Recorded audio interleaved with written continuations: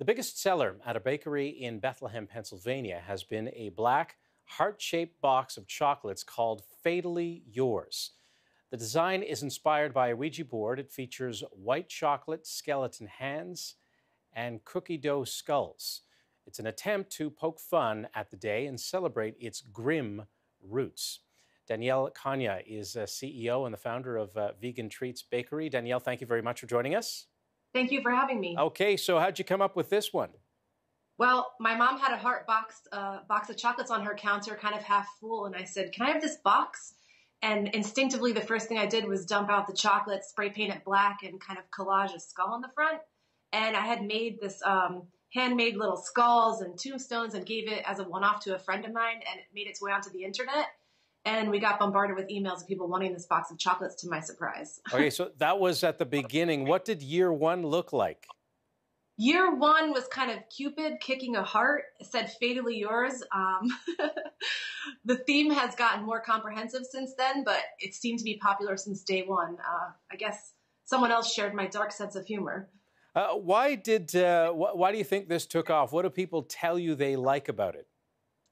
I think they like that it's just not conventional, that it speaks to maybe, the idea that romance is sometimes heartbreaking or funny or ironic. And I feel like people just like it because it's different.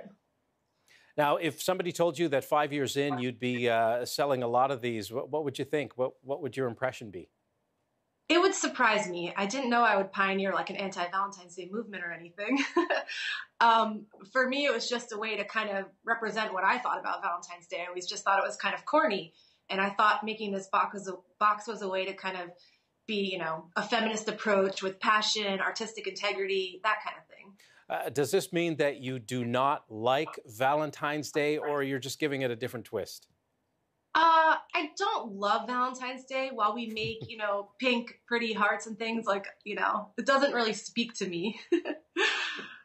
Okay, so describe the roots of Valentine's Day, because there's some interesting history there.